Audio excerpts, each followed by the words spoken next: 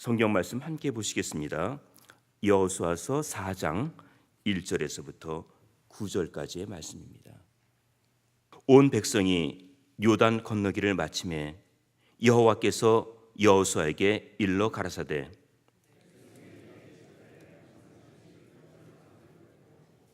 그들에게 명하여 이르기를 요단 가운데 제사장들의 발이 굳게 선 그곳에서 돌 12를 취하고 그것을 가져다가 오늘 밤 너희의 유숙할 그곳에 두라 하라.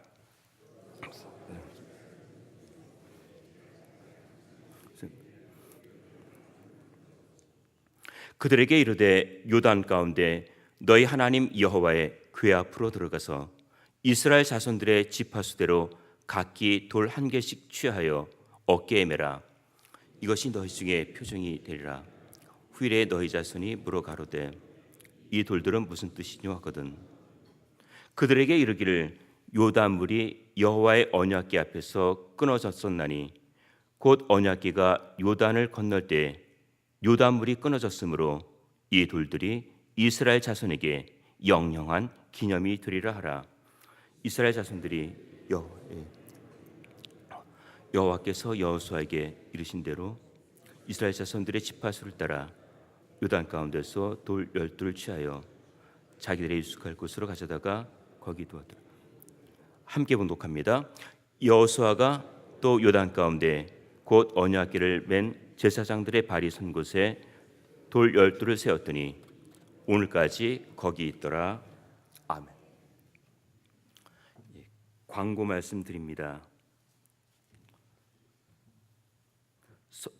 선교부 거리 선교가 오늘 오전 9시부터 오후 12시까지 있습니다. 에스더 선교회와 사랑부가 참여합니다. 교육부 졸업 예배가 내일 주일 오전 11시에 교육관 짐에서 드립니다. 학부모님들의 참여를 바랍니다.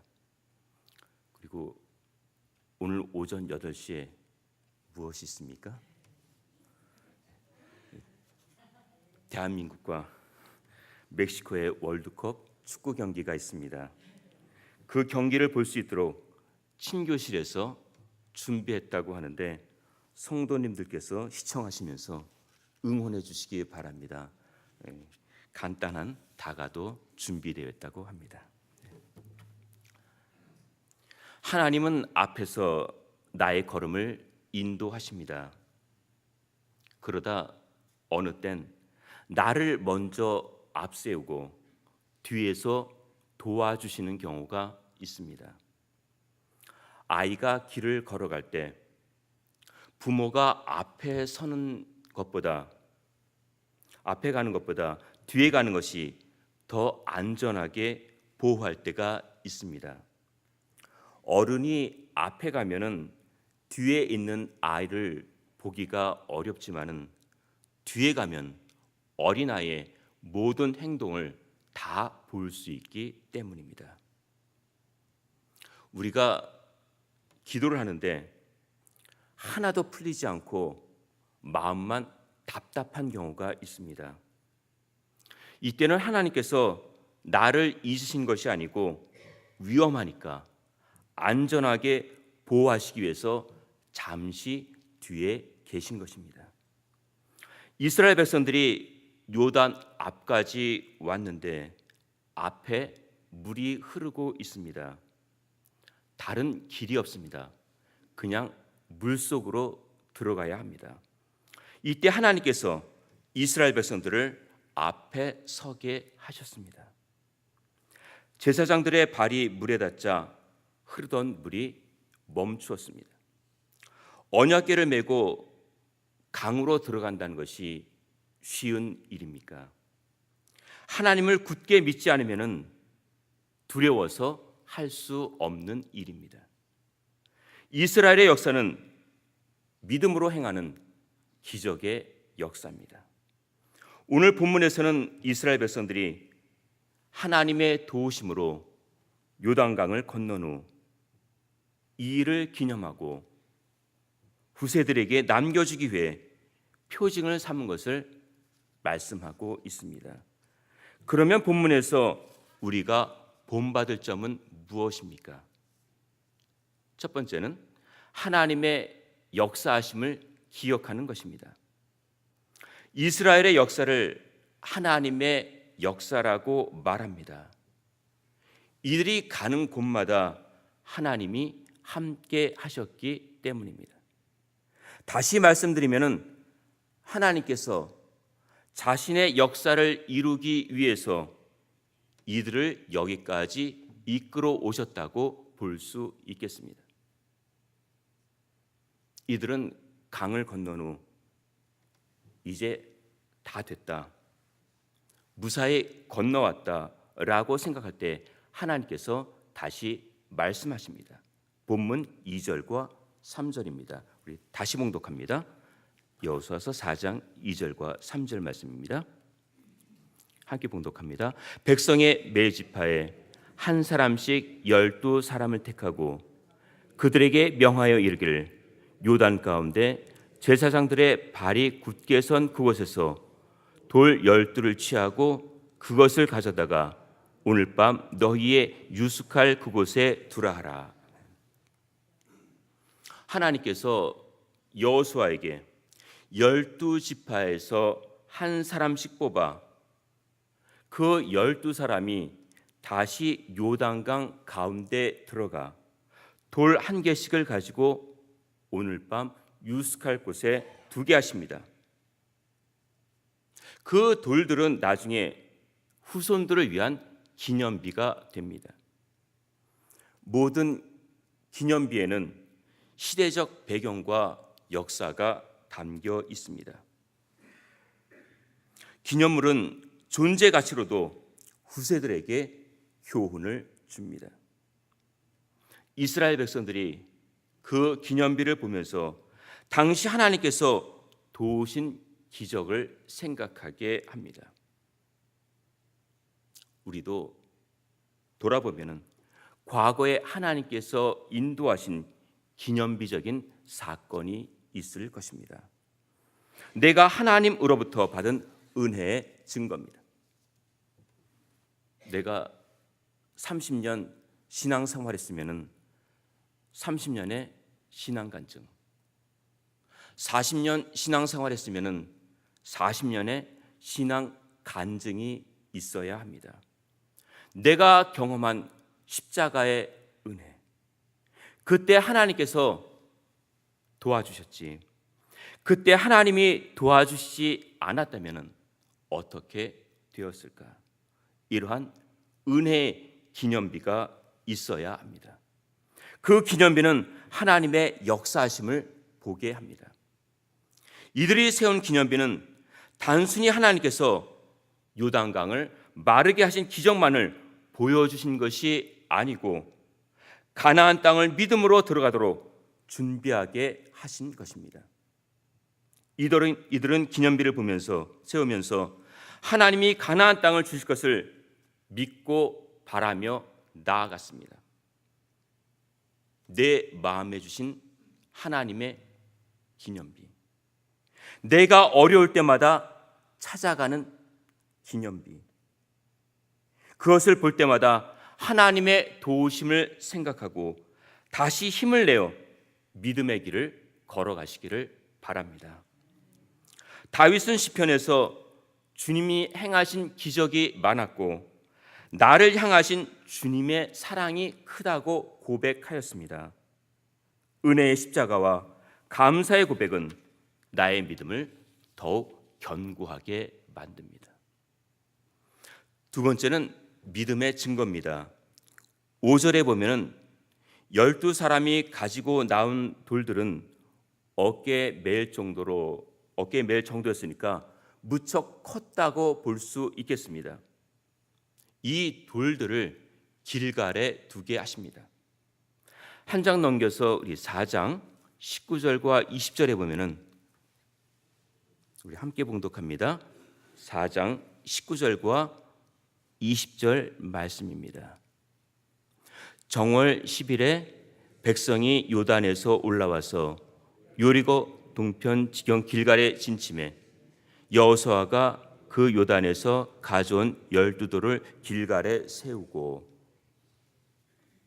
길갈은 이스라엘 백성들이 요단강을 건넌 후 처음 진을 친 곳입니다.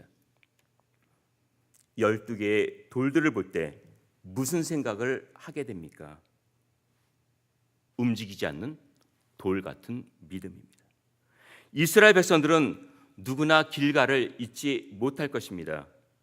그곳에 가면은 흐르는 물소리가 들릴 것 같고 환호하는 사람들의 함성 소리도 들릴 것 같습니다.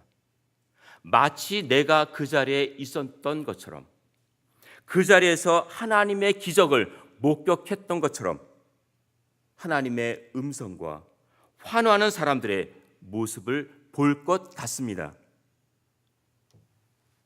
나에게도 길갈이 있습니까? 내가 찾는 길갈은 어디입니까? 하나님을 만나고 찾고 음성을 듣는 그 길갈은 어디입니까? 만민이 기도하는 이곳 하나님의 교회입니다. 교회는 아버지의 집이므로 편안해야 합니다. 모이면 기쁨이 있고 감사가 있고 평안이 있는 곳입니다. 내가 바라고 찾아가 아뢰면은 받아주시고 응답하시는 이곳, 그것이 바로 우리의 길갈인 교회입니다. 우리는 교회에서 하나님의 음성을 듣고 소망과 위로를 얻습니다. 내가 하나님 앞에 나가면은 하나님은 언제든지 받아주십니다. 나를 언제나 받아주시는 아버지 집에서 편안과 기쁨을 누리시기를 바랍니다. 그런데 본문 9절에 보니까 요단 가운데 언약궤를 맨 제사장들의 발이 선 곳에 또 다른 돌 12돌을 세우게 하십니다. 그러니까 이중적인 기념비입니다. 길갈에 세운 것은 이해가 되는데 제사장들이 섰던 요단 가운데 세우게 하는 것은 이해가 되지 않습니다. 이곳은 강바닥이어서 다시 물이 흐르게 되면은 보이지도 않고 기억할 수도 없어서 의미가 없어 보입니다. 하지만 이 사건의 확실성을 인식하기 위해 요단강 가운데 12돌을 세우게 하셨습니다. 우리는 하나님께서 하시는 일들을 다 알 수가 없습니다. 눈에 보이지 않는다고 그냥 지나칠 때가 많습니다. 그러나 곳곳에 하나님의 손길이 미치지 않는 곳은 없습니다. 내가 모르고 지나치는 것이지 하나님은 거기에도 계시고 지금도 내 옆에서 사랑의 손길을 베풀고 계십니다. 혹시 압니까? 어느 날 요단강 물이 말라서 밑에 있었던 돌들을 볼 수 있다면, 그래서 그때 그 당시 상황을 그릴 수 있다면 새롭게 느껴질 것입니다. 우리가 조금 전에 불렀던 찬송가 40장 주 하나님 지으신 모든 세계 2절 둘째 단 가사를 보면은 고요하게 흐르는 시냇물은 주님의 솜씨 노래하도다 했으니까 시냇물은 알고 있었습니다. 사람들은 볼 수 없지만은 물밑의 세계는 알고 있었습니다. 돌 무더기는 물에 잠겨 있어도 하나님의 능력과 기적을 증거하고 있습니다. 우리도 돌 같은 믿음으로 하나님의 전능하심을 찬양하시기를 바랍니다. 후렴 가사처럼 주님의 높고 위대하심을 찬양하며 사시기를 바랍니다. 세 번째는 제사장들의 섬김입니다. 요단강을 마지막으로 건넌 사람은 누굽니까? 10절과 11절에 보면은 궤를 맨 제사장들입니다. 이들은 사람들이 다 건너갈 때까지 요단 가운데 있었습니다. 지금은 물이 멈춰선 상태입니다. 하나님이 분명히 도와주시겠지만은 언제 다시 물이 흐릴지 못한 상태에서 많이 긴장했을 것입니다. 하지만 제사장들은 하나님의 뜻에 순종하고 백성들을 섬긴다는 자세로 자신의 임무를 지켰습니다. 다른 사람들은 그저 지나간 것으로 기억하겠지만은 제사장들은 세밀하게 인도하신 하나님의 손길을 가슴 깊이 느끼고 있었습니다. 하나님은 섬기는 자에게 특별한 은혜를 주십니다. 그 은혜가 섬기는 자에게 기쁨이 됩니다. 지금 나에게 어려움이 있습니까? 죄와 사망에서 구원해 주신 십자가의 은혜를 기억하고 뒤에서 안전하게 보살펴 주시는 하나님의 손길을 의지하며 믿음으로 사시기를 예수님의 이름으로 축원드립니다. 한 목소리로 합심해서 기도하시겠습니다. 우리가 아버지 집에 왔는데 기쁨과 감사와 평안을 얻을 수 있도록, 그래서 이곳이 우리의 길갈이 되고 이곳에서 하나님의 은혜와 사랑을 느끼도록, 다음 주에 있을 여름 성경학교를 위해서 출타 중이신 목사님과 사모님께서 모든 일정을 잘 마치고 건강한 몸으로 돌아오실 수 있도록 우리 다 함께 합심해서 기도하시겠습니다.